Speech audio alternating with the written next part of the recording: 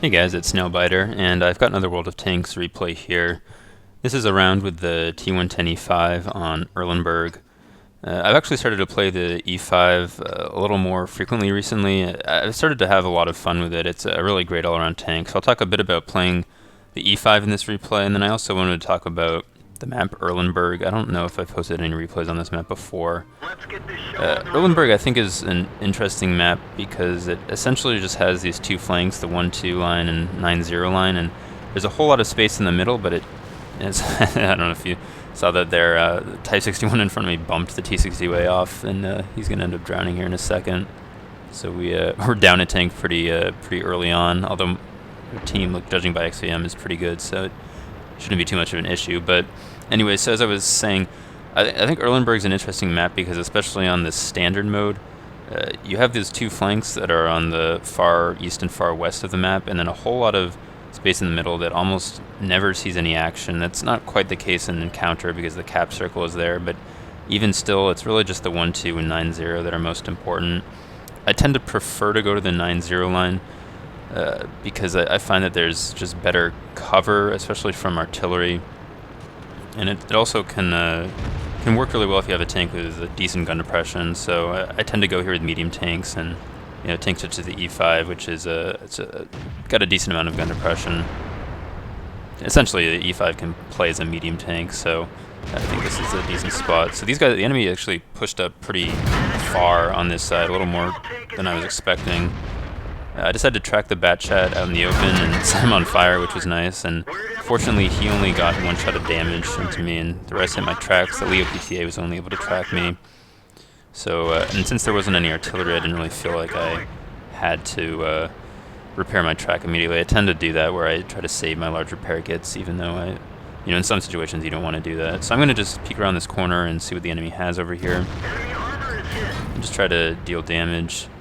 You'll notice I'm kind of hull down here, and well, the E5 doesn't have amazing armor. If you can go hull down, it can be really effective, and especially at range, really the only weakness that the E5 has, besides its lower plate, is that tumor on top of the turret, and so if you can go hull down and fight at range, where it's difficult to reliably hit the tumor, then you can actually bounce a fair number of shots, especially against lower tiers. So I'm just peeking around this hill and trying to deal as much damage as I can. It does look like the enemy has a fairly substantial presence here, so I don't want to be too aggressive, and I don't want to overextend. But I also do want to try to deal some damage before, if the enemy decides to try to push us. I'm getting some more bounces from that 1390. You'll notice that the 1-2 line, we have quite a few tanks on the 1-2 line, and they're starting to push up. So really all we need to do on this side is just hold and try not to get taken out. I'm looking to see if I have shots, but those guys are hull down. And I missed the PTA, so it's looking like at this point this isn't really in an effective position for me anymore, so I'm going to back off here. And especially you'll notice that it really isn't a whole lot of support, especially on this side.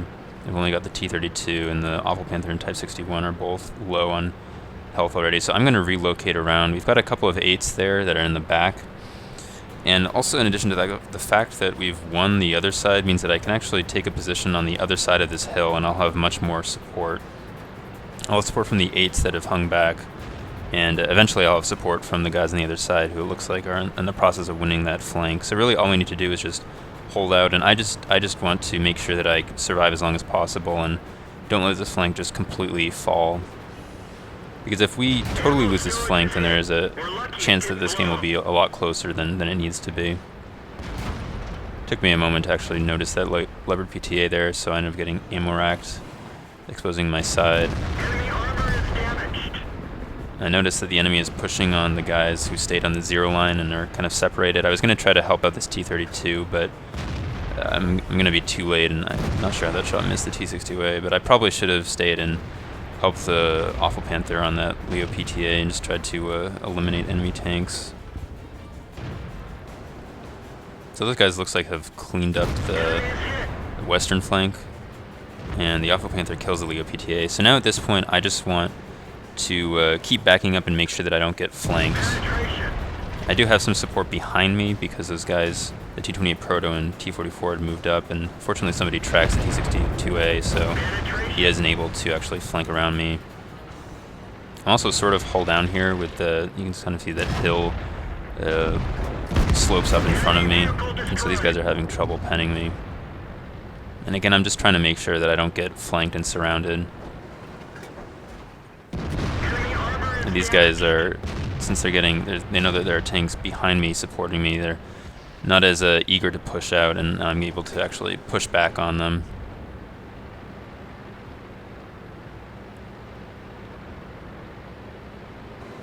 And this is where, here you can see, I'm not even bothering aiming for the lower plate because the tumor on the cupola, or the tumor on the turret rather, is a really effective spot to aim for if you have a good shot. If the E5 didn't have that weak spot on top of the turret, it would be a really, really good tank. As it is, I think it's a pretty good tank. It's pretty fun. So I mean, these guys are having a whole lot of trouble penning me. I'm able to angle a little bit and get quite a few bounces. End up bouncing there off the tumor. So it's not a 100% guaranteed pen, but you know, it's for most it's a reasonable weak point to aim for most of the time, especially if you don't have a good shot on the lower plate. So now it's really just cleanup. Our guys are wrapping around, and managed to hold out long enough and deal quite a bit of damage in the process. So we got one last shot on this T32. So we ended up winning that game fairly comfortably, I'd say. It was probably closer than you might have initially guessed, considering the fact that our team, judging from XVM, was very good. But what we were able to do in that replay was essentially use the way the map is structured to our advantage. So I came initially to basically where I am right now in this zero line and got some initial shots as the enemy was trying to move up. But as soon as I stopped getting good shots, I wrapped back around to the other side of this hill, where I knew I had more supporting fire, and it was going to be harder. The enemy tanks are going to be less eager to actually push on me, and that's something that a lot of people, I think, don't generally take advantage of, is that because of the fact that people tend not to play in the middle of the map, you can actually often swing around to the other side of this hill, kind of along the 8 line, and you'll still be out of draw range from the 1-2 line, and you can use that area of the map to your advantage, whether it be flanking the enemy or kind of backing off. And I mean, in this circumstance, I actually had some support from the middle, from like the T28 and T44, and eventually from the other allies that I had on the other side of the map. But even when there's really just nobody, if there's still a fight going on the other side of the map, if there's nobody in the middle of, or in the center by those bridges, you can still swing around and actually do that and take advantage of the 8 line. So that's something just to pay attention to when you're playing this map. And beyond that, really just in terms of playing the E5, as long as you keep your front to the enemy and, you know, try to prevent yourself getting flanked, sort of as you saw me do towards the end of that replay, your armor will actually hold up really well, especially at decent range. That the tumor on the turret is pretty hard to hit, and so just with a bit of angling and trying to go hold on as much as possible, I mean, this tank will bounce a lot of incoming fire. So I hope you guys enjoyed the replay, and now let me show you guys the end plates. So this ended up being an ace tanker round with the E5. I actually got over 7,000 damage, which was kind of surprising.